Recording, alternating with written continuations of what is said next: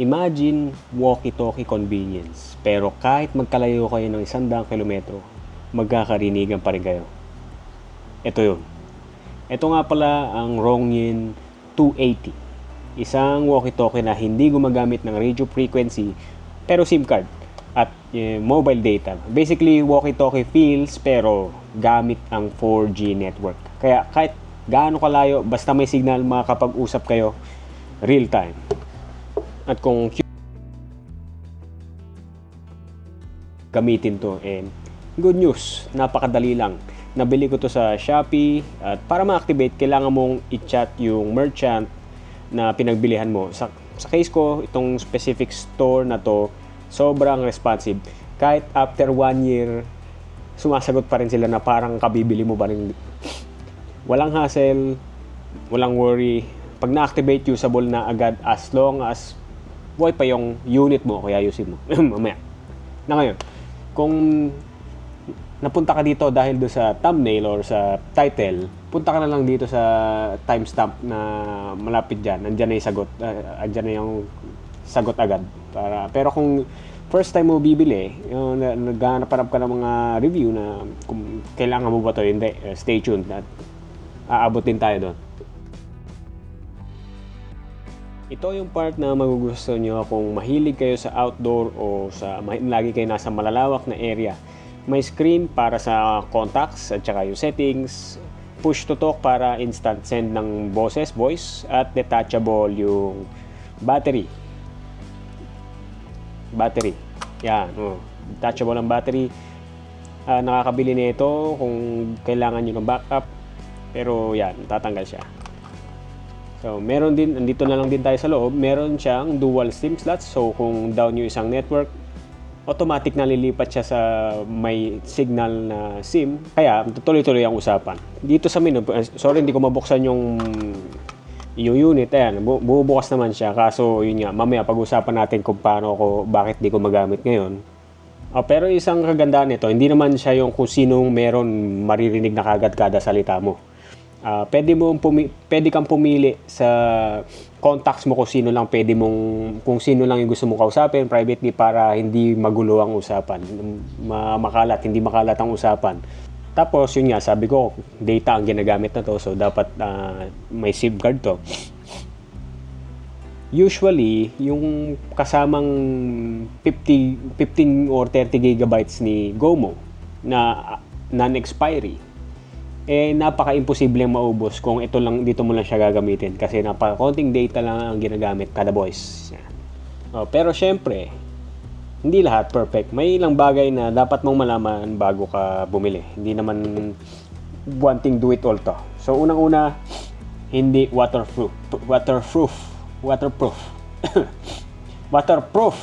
Yeah. Kung maulan, ilagay mo muna sa bagat, hindi pwede mabasa to. Yung pangalawa, no signal, no chat. Obvious pero importanteng tandaan kasi nakasalalay nga siya sa SIM. Pangatlo, barado na ilong ko. Hindi pwedeng sabay mag-chat. So pag sabay kayong pumindot, nag-uusap kayo, yung isa lang yung papasok kung sino man nas na una. Yung isa, hintay muna o kaya iba. So hintayan pa rin. At lastly, yung SIM expiration. Yan kung bakit hindi ko siya magamit ngayon. Lalo na kung GOMO ka, kahit walang data expiration ng GOMO, sa loob ng 1 taon na hindi ka makapag-paid transaction, hindi ka bumili ng expiry na data, hindi convert bumili. Iba yung conversion sa yung magta-top up ka talaga ng data.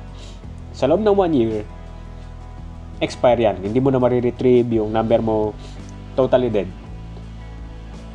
Kaya, ayan yung nangyari sa akin. So, may higit 1 taon na sa akin to. Ayun, kaka-1 taon pa lang siguro. Nawala na yung data ko. Kaya nung isang araw lang gagamit ko. Tapos ngayon, hindi ko na magamit. Kaya, nagtanong ako doon sa Shopee seller. Yung sagot nila, okay pa naman yung unit, sir. Check yung SIM. Chinek ko nga yung SIM. And turns out, expired yung SIM. Nag-terminate dahil hindi ko nga ginagamit. It considered as inactive kahit may kumakain pa rin ng data. Ganun. Kaya, ayan. So, walang problema yung unit Yung hindi ko lang talaga alam yung sa Gomo na may ganun pala. Ngayon, after 1 year, alam na natin, di ba? Ngayon, kung iniisip nyo, bakit hindi na lang tumatawag, may pa-walkie-walkie-talkie ka pa, daming kaartihan. Simple lang. Sa tawag, may dialing time, may ringing, at minsan mahina audio o choppy. Dito sa Ronin or yung mga similar na devices, mayroon mas mahal ata dito eh. Marami sila dyan, pero ito yung unit na gusto ko kasi maliit. Yan. Dito sa Ronin, mga ganito, press and talk. Press and talk, yun na. Tapos, nakuha na kagad ng mensahe nung mga kasama mo, kung ilan man. Instant na maririnig nila. Isa kausap mo o grupo. Mas mabilis, mas direkta, at mas tipid sa data kumpara sa tuloy-tuloy na voice call. Ubos ang data mo or yung load mo, mas mahal pala yun. Plus, pwede ka mag-broadcast sa maraming tao nang sabay, di ba?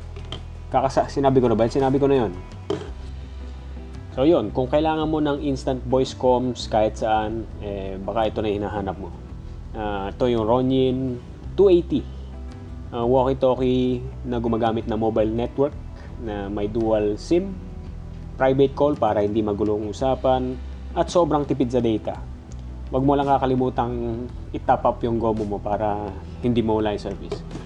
Sulit kung kailangan mo ng instant voice comms kahit saan, gaano kalayo, basta may signal. So yun, let me know sa comments kung saan mo gagamitin to, and see you next time. Woo!